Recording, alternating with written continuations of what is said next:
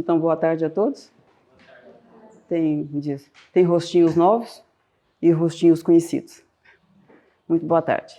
É sempre uma alegria imensa estar aqui convosco e uma alegria de alma fazer conferências. Porque as conferências têm um bocado disso que a Célia também disse. Sai de nós forças que a gente desconhecia. Trabalha dentro de nós cantos que a gente também não conhecia.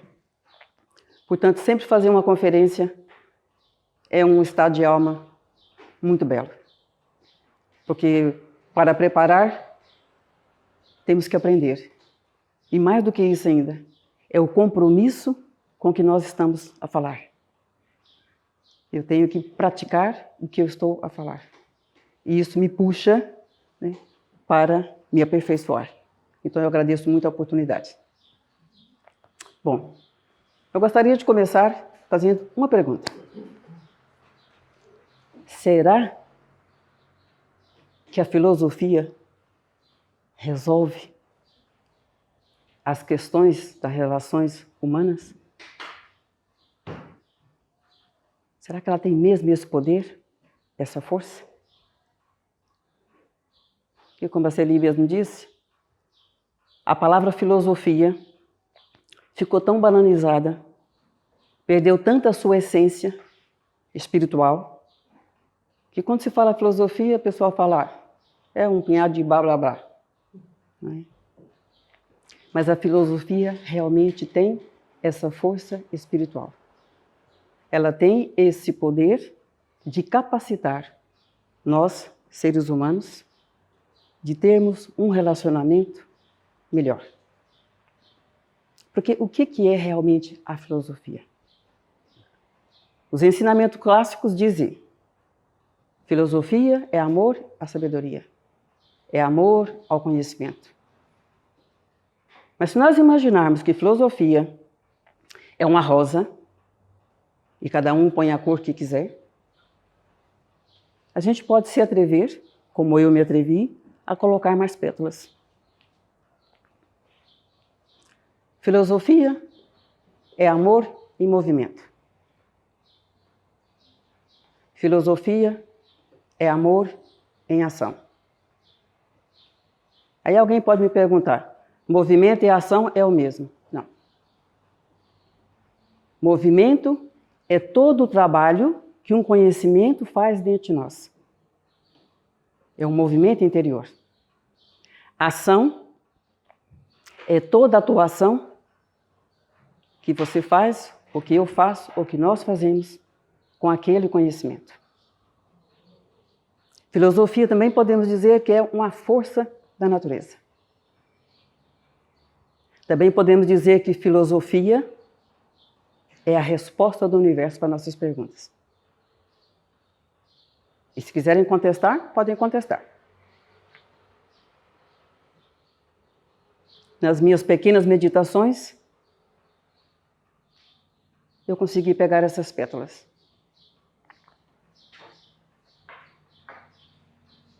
Mas é interessante pensarmos que desde que o mundo existe, existiu filósofos e filosofia. Sempre. E agora eu faço mais outra pergunta. Eu preciso de um homem e de uma mulher para responder. Quem é que nasceu primeiro? O homem ou a filosofia? Uma mulher voluntária e um homem voluntário para responder. Quem nasceu primeiro? O homem ou a filosofia? Vamos, pessoal.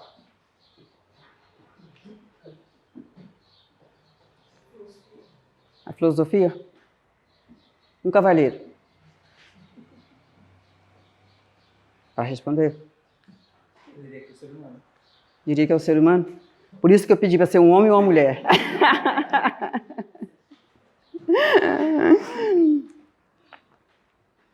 Vamos lá ver.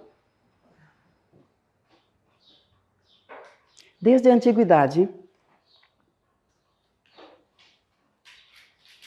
a intenção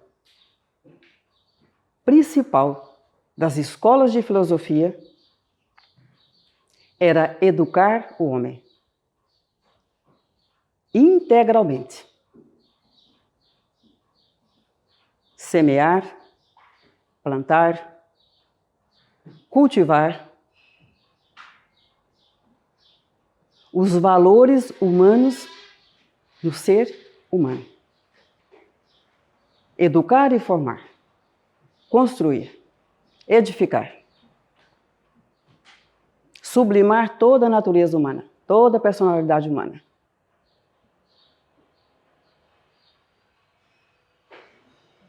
Isso quer dizer que a filosofia, na sua essência mais pura, ela é um princípio masculino e feminino. Sabe por quê? Porque ela é o pai, mãe. Por ser a educadora. Por descobrir os poderes latentes. Por guiar a humanidade. Então, se ela é o pai e a mãe, ela veio primeiro.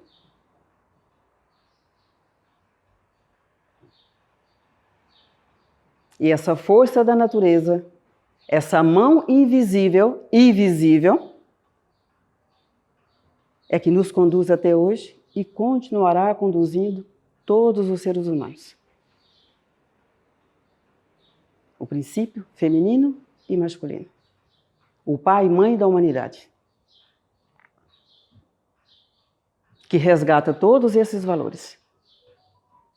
Enterrado na nossa terra humana. Nas nossas mentes, nos nossos corações.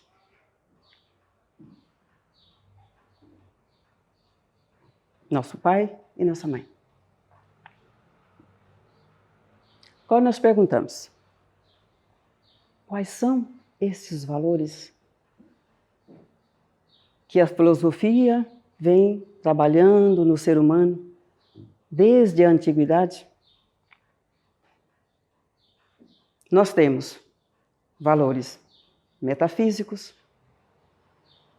temos valores místicos, temos valores morais, temos valores intelectuais, temos valores afetivos, temos valores vitais e temos valores físicos. Eu vou citar uma série de valores, uma série de riquezas que o ser humano tem, que está distribuído em todos esses valores. O bom, o belo, o justo, o verdadeiro. Intuição, harmonia, beleza, a bondade, lealdade, fidelidade, generosidade, fidelidade, compromisso, responsabilidade, autenticidade.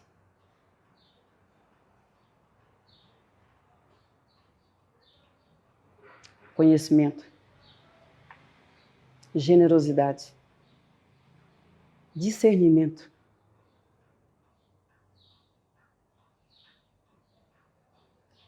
gratidão, perdão, amizade, paciência, generosidade e tantas outras mais. Fomos contarmos aqui e passamos a tarde toda. Tudo isso são valores espirituais. E por que digo que é espirituais? São riquezas da alma, são sementes que estão escondidos na nossa consciência e que a filosofia vai desenvolver, vai fazer multiplicar. E são estas sementes, estes valores espirituais, valores transcendentes, intemporais, que necessitamos para as nossas relações humanas. Aonde é que vamos aplicar estas qualidades, esses valores intemporais? Na família, na sociedade, conosco próprio, que, como dizia Buda, uma frase de Buda que eu achei maravilhosa quando eu estava preparando a conferência. Se, ele diz, a gratidão, o perdão não começar em você, não é gratidão, não é perdão. Então, todos esses valores são para ser trabalhados, desenvolvidos, enquanto temos as nossas relações. Esposo, esposa, filho, irmãos, colegas de trabalho, motorista de autocarro, táxi, aonde quer que estejamos. Um vizinho chato, que põe música alta. Tudo isso faz parte desse desenvolvimento. Então, estes são os valores. Este é o cenário para desenvolver esses valores. E a filosofia é esse pai e mãe que nos dirige.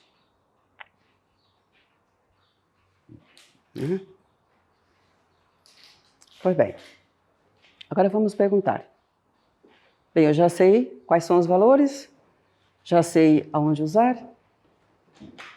e agora me diga, como usar? Bem, se nós pegarmos uma pessoa e dissermos para ela, perguntarmos para ela, o que você quer ser? Ele vai dizer, um médico, por exemplo. E para ser um médico, há que haver dedicação, esforço, estudo, prática, não é? Há que ter um paciente, há que ter toda uma série de renúncias para ele chegar a ser um médico. E para se formar um ser humano, é diferente? Há que ter estudo, esforço e prática. Se um médico precisa de um paciente, né? Uma enfermeira precisa de um paciente, uma ama precisa de uma criança, um motorista precisa de uma empresa. Para você dirigir, você tem que tirar a carta de condução, né? Ler aqueles folhetos todos e depois treinar. Para se formar um ser humano, da mesma forma. Porque é, me diz, um leque, né, de qualidades a ser desenvolvidas, até esse ser humano se formar. Então, para se formar um ser humano, há que ter o tempo necessário para se formar. Há que ter persistência, né? Há que ter perseverança. Há que ter constância. E observamos que, à medida que vamos trabalhando, relacionando uns com os outros, vai saindo mais qualidades. Persistência, tolerância, fé, confiança, vai tudo vindo à tona. Mas vai sair só as belezas? Não, não vai. Vai sair também o menos bom de cada um. E por que é que esse menos bom tem que vir à tona? Porque é exatamente esse menos bom que está ofuscando o brilho do nosso ser interior. Então esse menos bom tem que sair. Mesmo porque eu tenho que conhecê-los. E se eu não vejo em mim, eu vejo em você, que vai dar no mesmo. Então todos, ao fim, acabamos por ser médicos uns dos outros, psicólogos uns dos outros, psicoterapeutas uns dos outros. Uma vez eu recebi uma mensagem que eu achei belíssima. A mensagem, mais ou menos assim, a menina dizia: por que é que nós somos tão orgulhosos? Quando nascemos, precisamos de quem? Dos outros.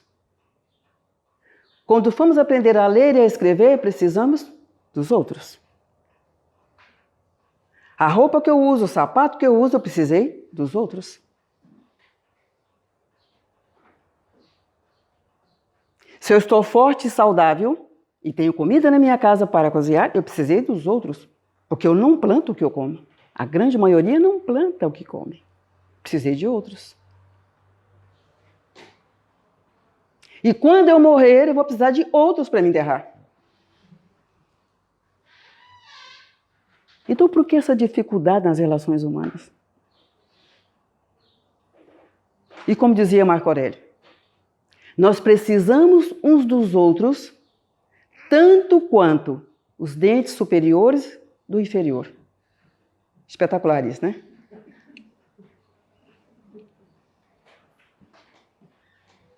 Então, qual que é o problema? As crises sempre vai haver. Dificuldades sempre vai haver. Por quê? Porque nós somos um ser humano em formação. Porque, na realidade, o que é o ser humano? Uma consciência à procura de se formar como ser humano. Ora, se eu estou à procura de me formar como ser humano, eu estou em formação. Eu estou adquirindo e também dando.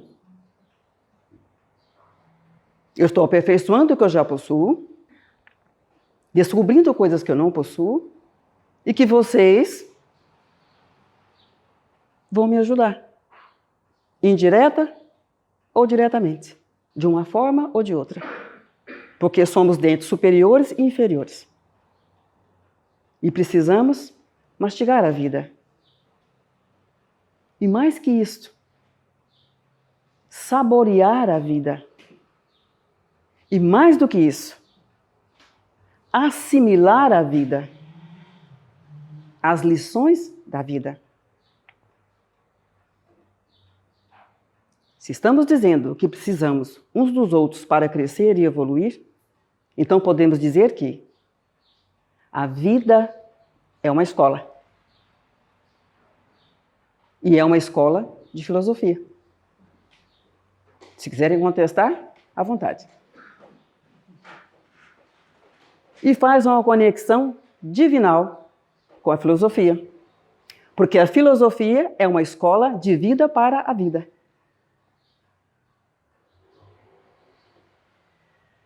É uma conexão perfeita.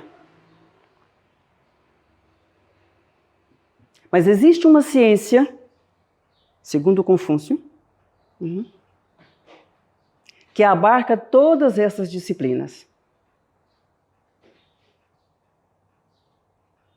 Valores metafísicos, valores místicos, valores morais, valores intelectuais, valores afetivos, vitais e físicos. Tem uma ciência. E essa ciência Confúcio chama de ética. Estética espiritual, estética da alma, ética. E a definição de ética de Confúcio é: ética é a ciência que procura desabrochar de dentro do ser humano a beleza, a harmonia, a justiça. Que procura unir o sentimento às ações. E se voltarmos um bocadinho e lembrarmos do que a gente já estudou, para quem estava na Nova Acrópole, e quem não está, está convocado a ir, e ler os livros, e praticar.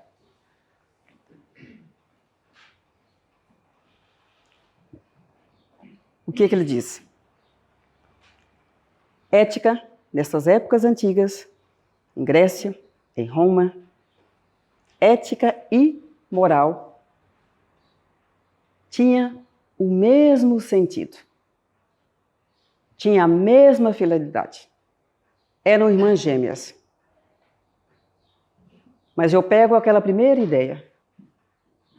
Elemento feminino e masculino. Filosofia. Porque ética e moral. Conhecimento e ação. Teoria e prática. Feminino, masculino. O homem é expansão. Mulher é contração. Quando eu leio o ensinamento, trabalha em mim. Quando eu coloco ele em ação no mundo, é a minha ação no mundo. Ainda aqui continua o feminino e o masculino. Então eram dois trilhos. Ação, conhecimento. Conhecimento, ação. Teoria e prática. É por isso que esse comboio filosófico chegou até nós. Porque não ficou só no campo mental. Todos os filósofos atuaram. Por isso esse comboio magnífico, cheio de sabedoria, cheio de conhecimento, cheio de ação, por isso é uma força da natureza, chegou até nós.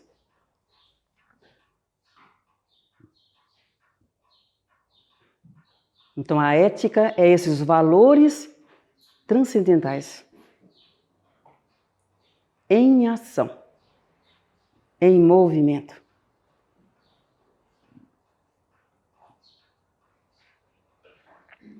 Agora eu vou perguntar, mas ô Selma, onde é que está aí um ensinamento assim mais firme que fala exatamente isso que você está dizendo? Eu vou começar pela mente. Aí vamos perguntar, mas o que é que tem a mente a ver com relações humanas? Tudo. Quando falamos em relações humanas, o que é que a gente pensa? O coração. E é fundamental. Mas a mente. Na Voz do Silêncio, que foi retirado do livro dos Preceitos de Ouro, de H.P.B. Blavatsky, ele diz: a mente é destruidora do real. É que a nossa mente é capaz de destruir as nossas relações. Porque na Voz do Silêncio diz: ela cultiva a heresia da separatividade. Ele é melhor que eu. Ou então, ele é muito pior que eu. Não fui eu que fiz, foi ele. Ela tem defeito. Eu só agi assim porque ele me provocou. Ela não vê uma unidade. Ela não percebe que somos seres humanos em formação.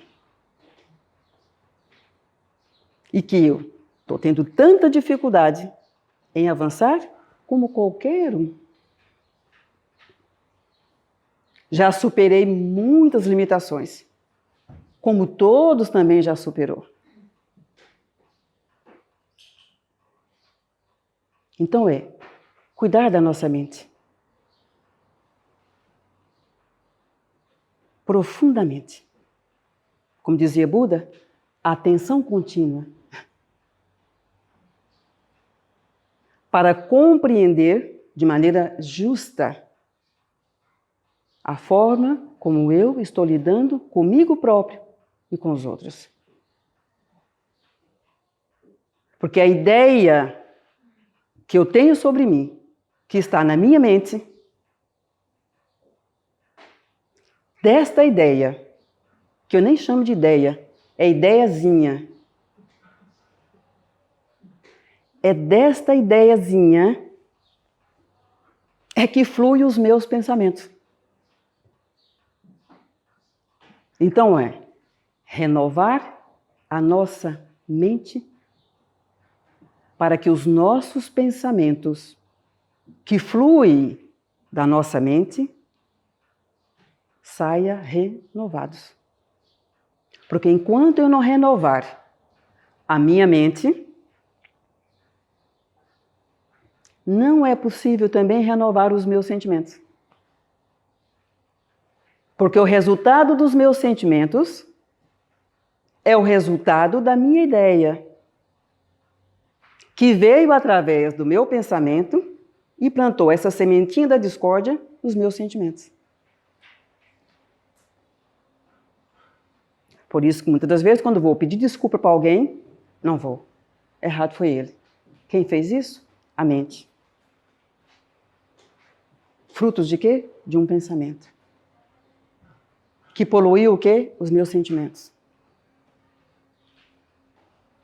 Se não quero poluir os meus sentimentos, e se quero ter os pensamentos mais puros que um ser humano pode alcançar, é ver o que ideia eu tenho aqui, em relação a mim próprio, em relação a todos, em relação à vida, em relação ao universo. E Platão tem um ensinamento maravilhoso, que ele diz: a finalidade da educação é a virtude e o desejo de se tornar um bom cidadão. Esse é o objetivo. Agora, a finalidade é o desenvolvimento das virtudes. Esta é a finalidade final, principal da educação. O desenvolvimento das virtudes. E aí ele completa: para que isso ocorra, há que plantar no ser humano, a mente, a ideia do bem. Ideia do bem. Já não é ideiazinha. A ideia do bem. Porque se eu planto na minha mente a ideia do bem, todos os meus pensamentos vão fluir dessa ideia. E o que é que pode sair da ideia do bem? O bem. Aí já não há mais separatividade. Vai se demorar? De certeza. Mas eu sei aonde quero chegar. Eu sei que eu quero me formar como ser humano. Que é um dever. É o Dharma nosso. É a lei universal, a lei do progresso, do desenvolvimento pessoal. A ideia do bem. Plantar a ideia do bem.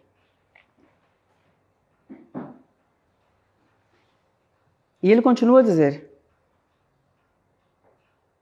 quando nós olharmos a vida, a nós próprios, o mundo que nos rodeia, os seres humanos que estão conosco nessa mesma luta, esse mesmo processo de superação,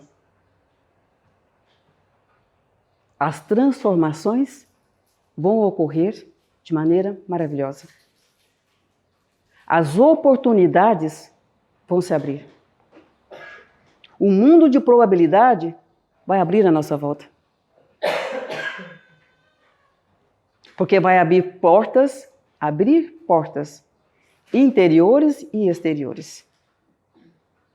E vai haver uma conexão entre eu e o todo. Porque as ideiazinhas já saíram de linha. Já não existe mais eu, tu, eles. Existe um nós em ação. Somos nós em ação.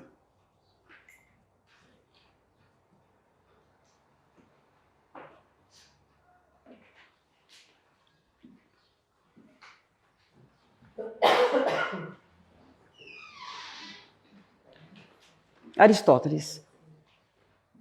Aristóteles nos dá um ensinamento maravilhoso. Todo mundo quer ser feliz, não é? Tem alguém aqui que não quer ser feliz? Todos nós queremos ser felizes. E Aristóteles diz que o bem supremo que todo ser humano busca e quer para si é a felicidade.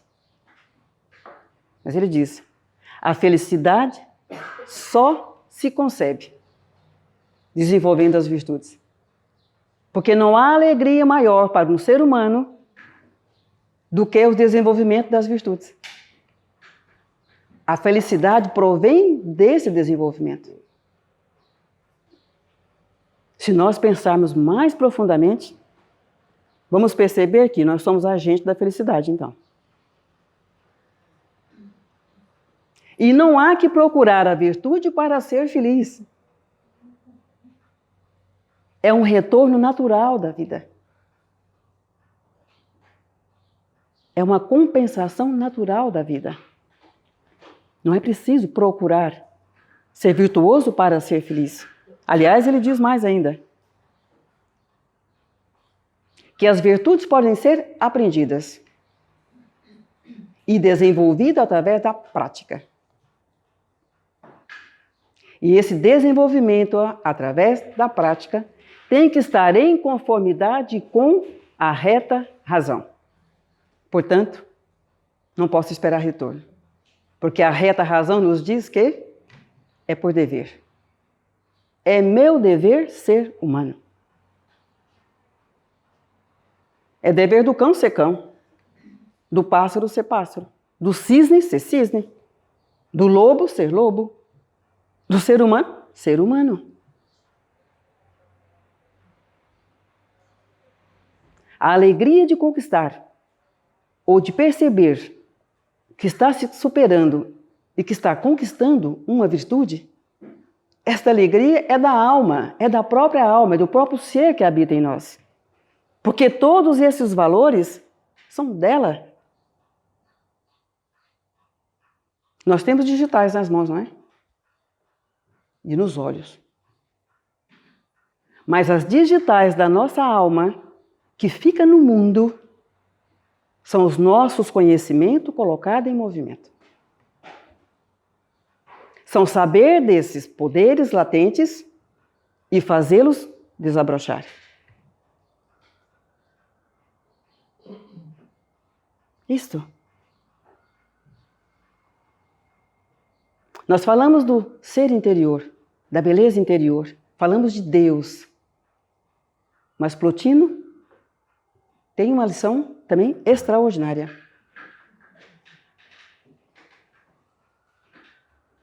Ele diz: as virtudes são o que nos faz assemelharmos-nos à alma do mundo.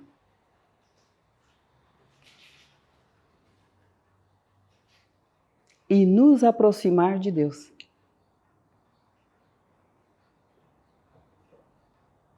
Por um processo de purificação. Está aí as crises nas relações humanas. É purificação.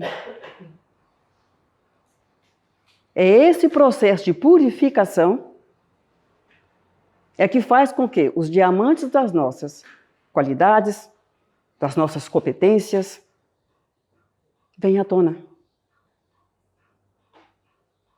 Ele diz também que as virtudes não é um fim, é um meio. Por isso este meio nos faz assemelhar a alma do mundo e nos aproxima de Deus. E não é esse o propósito de todo ser humano? Então, se pensarmos que é um processo de purificação para sair o que é melhor de mim, então o outro já não é mais um empecilho na minha vida. Muito pelo contrário. Eles são os personagens que a vida coloca na minha vida para eu me tornar esse diamante. Da mesma forma, eu na vida do outro. Também sou um personagem que posso lhe passar o bom que há em mim, o menos bom, despertar nele o menos bom que ele não queria ver e também expressar, muitas das vezes, qualidades que eu estou longe de possuir. E ele já possuiu. Então a vida não é uma troca? Não é aquela rodinha que tem aqueles cric, cric, vai rodando até que tudo se encaixa? E nesse processo todo vamos desenvolvendo tudo isso? Valores intelectuais, morais, místicos, afetivos, vai tudo se trabalhando. Às vezes ao mesmo tempo, às vezes um primeiro, às vezes o outro, não é? E é preciso esse tempo, é preciso esse longo tempo, a paciência, né? Para fazer com que esse ser humano vá se formando. Imagina lá na faculdade, alguém pega lá um advogado e fala para ele assim, olha, você vai se formar em 1 semana. Tem que ser rápido. Alguém vai confiar nesse advogado? Não. Um médico? Um dentista? Alguém seria capaz? Não. Porque a natureza não dá salto. Marca seus passos. O ritmo da vida. E é nesse ritmo que vamos todos fazendo o quê? Música com alma. Porque filosofia é música. É música. Porque no seio da natureza, cada um de nós é uma nota musical. O que é que nós estamos fazendo? Afinando a orquestra. Um atrito, uma dificuldade, uma resistência, nada mais é desse afinar dessa orquestra. Eu estou afinando um instrumento meu que eu não sabia que tinha, está desafinado. A Isabel está afinando a dela. Margredinha está afinando dela. O João Pedro dele. Então, naquele momento ali, a arte de saber viver. Olha, espera lá. Você está nervoso. Eu acho que você está afinando seu instrumento. Eu vou me afastar para você não ficar constrangido. Afina lá, tranquilo. Entendeu? Daqui a pouco eu volto. Há que ter o bom humor. Entusiasmo. Nesses momentos, o bom humor. E não é o crítico, não. É o bom humor mesmo. Para abrir a nós próprios e abrir o outro. No momento de um atrito. Eu tinha um tio que, quando ele discutia com a esposa, ele falava para ela assim, vou dar uma volta no quarteirão. E dava mesmo. Dava uma volta enorme no quarteirão. E é isso. A arte de esperar o outro afinar o seu instrumento. Se dá para ficar ali, ficamos. Se não dá, afastamos. Muitas das vezes essas qualidades, essas virtudes nossas, às vezes fica sufocada, porque nós não usamos um bocado dessa mística nossa, da intuição, que muitas vezes está dizendo, olha, uma distância justa e um tempo justo. Dá-lhe um tempo. Fica distante. Distância justa, tempo justo. Até que a situação volte a se acalmar. E tudo isso a filosofia nos ensina. Quando o Buda fala compreensão justa, ele estava falando do quê?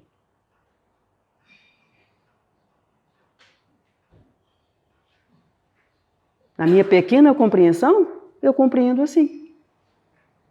essa distância justa e esse tempo justo. Porque eu ainda não tenho compreensão. Distância justa, tempo justo.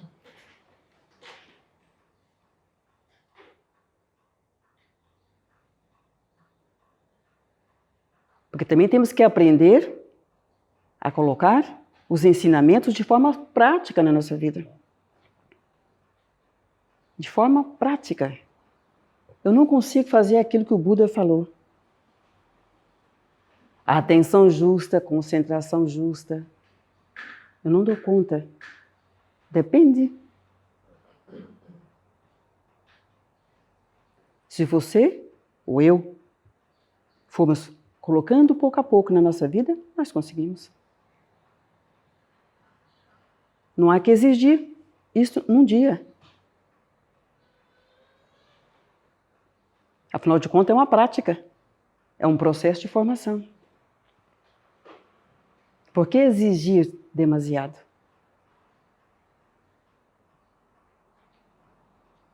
O não exigir demasiado significa que você tem fé no outro e fé em você também. Porque a fé é a arte de saber esperar. E de saber esperar sem parar. Eu apenas me afastei. Eu não parei. Eu não deixei de conversar contigo. Eu vou voltar. Então não parou o processo.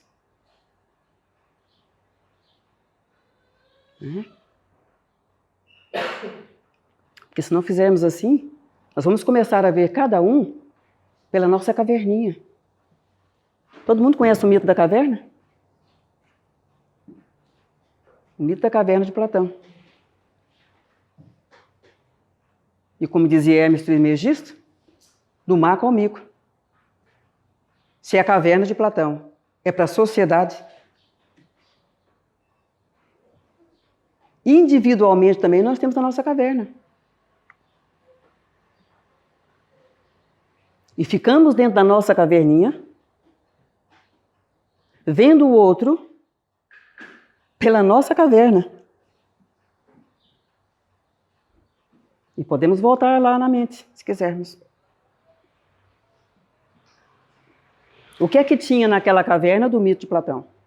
Sombras, escuridão, e as pessoas estavam amarradas, com os pés amarrados. Será que eu não estou vendo o outro? Sombras? Escuridão? Então eu tenho que sair da minha caverna. E para sair da minha caverna exige esforço.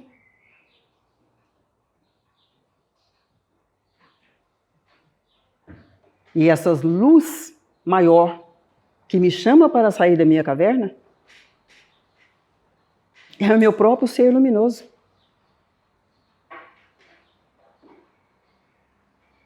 Porque não há nada mais estranho no ser humano. E aqui voltando a Plotino, que ele dizia, esta purificação é necessária para que o ser humano afaste dele tudo aquilo que é estranho à alma. E há algo mais estranho no ser humano do que ele estar dentro de uma caverninha, vendo o outro dentro da caverninha.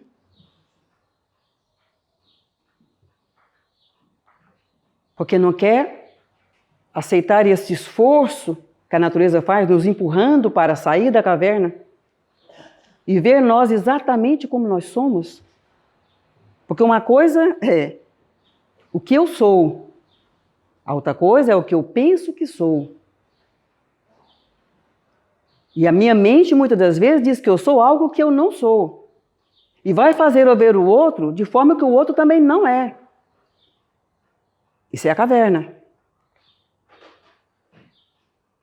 Mas se eu começo a ver o outro como alguém que está em evolução junto comigo, e se eu tenho consciência que existe uma força da natureza impulsionando o ser humano para avançar, e aqui a filosofia é ética, é estética, buscando a beleza maior do ser humano. para que cada um doa e dê o melhor de si. Para que cada um deixe realmente neste mundo a digital da sua alma.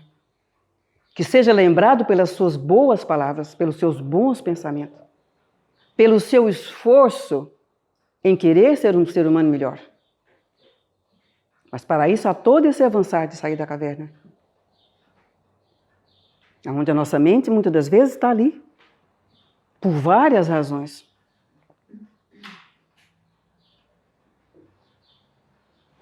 Por opiniões dos outros, cria uma barreira de autodefesa, por medo, necessidade de ser aceito, por uma série de fatores. Então cria-se essa caverna. Então tudo aquilo que eu estou consciente de ser, eu sou. Porque a consciência é a porta. Se eu coloco na minha consciência toda uma série de limitações, eu vou atuar na vida através das limitações. Ou seja, não vou fazer nada.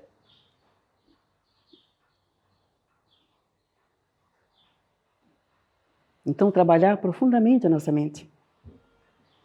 Porque ela faz barreira e não deixa a verdadeira luz da consciência passar. E todas as nossas sementes estão na consciência. Ela é a porta. Mas para isso eu tenho que tirar a minha mente da caverna. Para poder ver o mundo, a vida, as pessoas, eu mesmo. Exatamente como eu quero ser. Não, eu quero ser. Esse é o meu propósito. E eu tenho forças para chegar. E por que é que eu tenho forças para chegar? Porque eu tenho esses valores internos. Eu tenho valores metafísicos, místicos, morais, intelectuais, afetivos, físicos, vitais, e estão todos aqui, esperando para sair da minha caverna. Uma cápsula que a minha mente criou. E está sempre me dizendo, não sou capaz, não posso. Ele também não pode, já que eu digo que eu não posso, vou fazer a mesma coisa com os demais.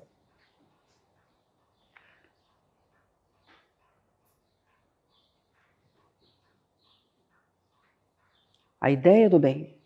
Trabalharmos a ideia do bem. Deixar a ideia do bem vir na nossa mente. E a partir daí deixar fluir pensamentos e sentimentos puros e bons. Para construir este mundo maravilhoso, que somos nós próprios, todo mundo que nos rodeia e todas as pessoas que entram em contato conosco. Nós sempre temos algo para deixar com alguém. Muito mais do que imaginamos. E todas as pessoas têm algo mais para deixar em nós. E tudo aquilo que a nossa mente diz que o outro deixou de mal é mentira. Como dizia Buda, naquele que a mente está sempre dizendo, ele me maltratou, ele me humilhou, me vilipendiou. Neste ser, a luz está sempre ausente. Ele não fez nada. Ele só mostrou o que lhe faz falta. E eu vou encerrar com um pensamento de Platão. Ele diz, ao plantar a ideia do bem, e a partir da ideia do bem, o amor começa a fazer o seu trabalho.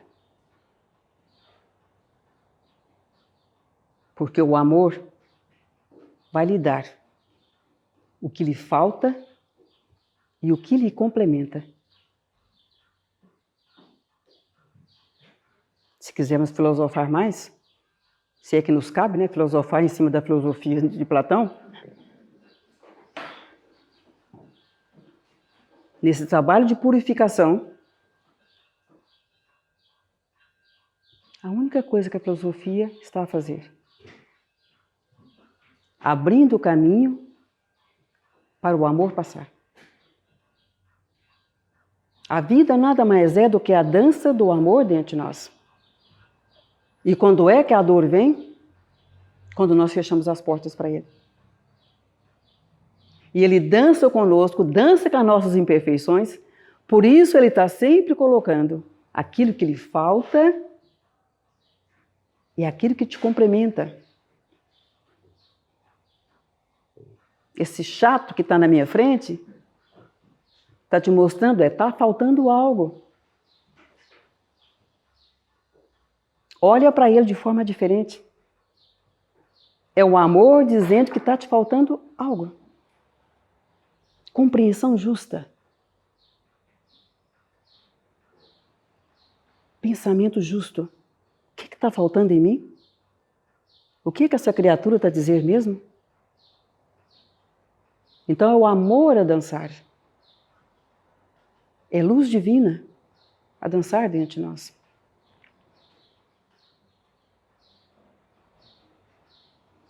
Porque na realidade, cada um de nós, nada mais somos e nada menos somos do que luz divina, viajando em estágios diferentes. Somos luz divina em estágios diferentes. Não há ninguém mais e não há ninguém menos. Se olharmos para cima, vamos ver milhões de seres mais evoluídos do que nós. Se olharmos para baixo, vamos ver outros tantos. Quem é o primeiro? Quem é o último? Na mente cósmica não há primeiro e nem último. E como diziam os históricos, a humanidade é o corpo de Deus. Isso é grandioso. A humanidade é o corpo de Deus. Alguém já olhou para o seu corpo e já achou qualquer coisa assim que é mais ou é menos? É o meu corpo. Não posso dizer que o meu pé é menos do que o meu coração? Ou que a minha mão direita é menos que a esquerda? Ou que meus olhos é melhor do que meus ouvidos? É o meu corpo. Então toda a humanidade é o corpo de Deus. Isso é filosofia. E alguém contesta? Onde é que nós estamos? Dentro da Terra. E onde é que a Terra está? No ventre do espaço. E nós estamos dentro dela. Então nós somos o corpo de Deus. E este corpo está em evolução.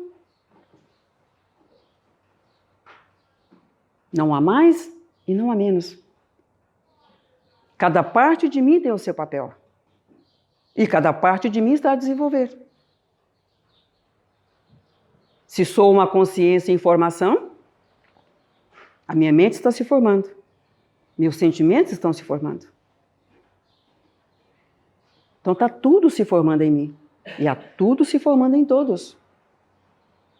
Essa consciência una. De que todos fazemos parte do corpo de Deus. Nós somos o corpo de Deus.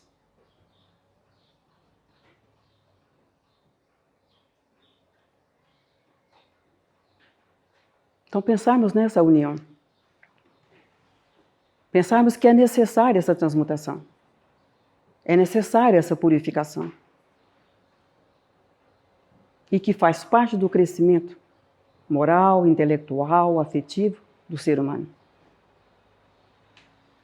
E aprendermos a lidar com as crises, com os conflitos. Não é nada. É difícil?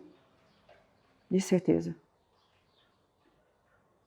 Porque não há formação maior e mais bela do que a formação do ser humano.